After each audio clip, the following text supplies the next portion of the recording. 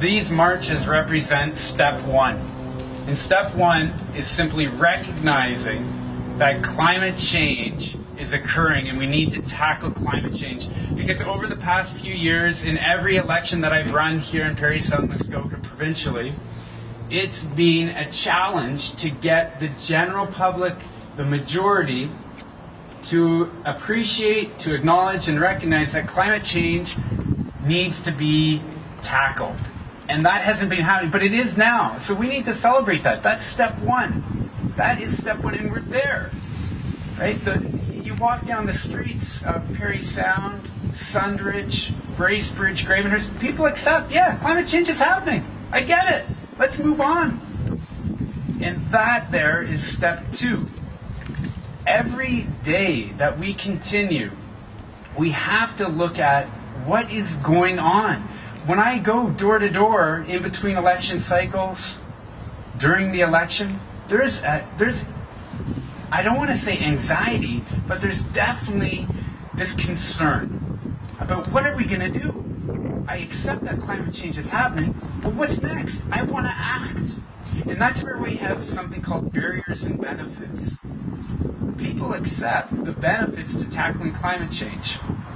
Yes, it's going to give us a healthier environment, a world that we can lead to future generations that resemble somewhat we have today. Those are the benefits to tackling climate change. But there's a barrier. And it's that people typically say, unfortunately, that they can't afford to do what they want to do. And that's a shame.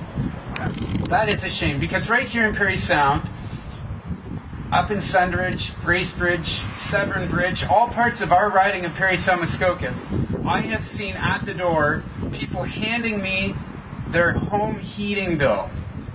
And I don't know anybody that said, hey Matt, this is the winter, I want to increase the amount of oil I burn to heat my home. I've never heard that. I don't think any of you have ever heard that. Nobody wants to. Everybody wants to maintain their lifestyle, the comfort that they have. And everyone certainly would love to use less oil to heat their home if they're on oil for heating. Everybody gets that.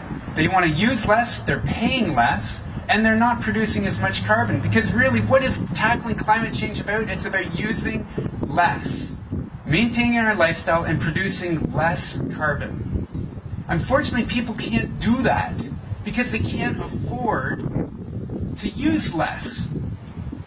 When 2 election cycles ago, we had a provincial Liberal government saying, you know, we're going to take away the home energy retrofit program because it's not needed.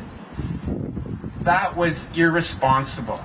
We have people all over our riding that would love to see their homes, their businesses, their apartments more energy efficient. And those are simple jobs that can be done here and actually, as a second benefit, increase our employment.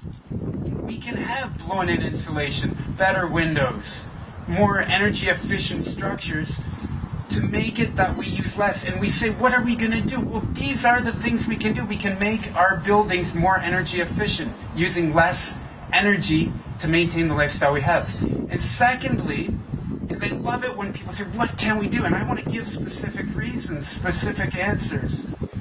How do we get around? How do we get humans going around from place to place? We have buses, rail, transit. We have all these options, but there's barriers and benefits. We have people who are consistently still driving their car everywhere. We're one of the last remaining places on Earth of towns, communities, countries that rely so much on the automobile and new highways. Let's look at what we need to move on to. It is buses, transit, and using rail for passenger service. It doesn't need to be, it certainly might be complex, but it doesn't need to be complicated. And I would like today to say we need not just our politicians, but we need all of us to say, let's all do our part to push politicians to say, here's what we want. We want to see these specific things done. We need to get people off of relying on fossil fuels, producing carbon for our heating, for our energy, and for our transportation. Those are the two key areas that we need to focus on going forward. It doesn't need to be complicated, it might be complex. So let's identify the barriers and benefits and move forward. And that also brings us back to what we're doing here today, bring us back full cycle, that we're continuing to raise the awareness of why we need to tackle climate change with this march. So thank you to all of you. Thank you, Patricia. And let's get ready with one more speaker, one or two more speakers, and then we'll be on our way. Thank you very much.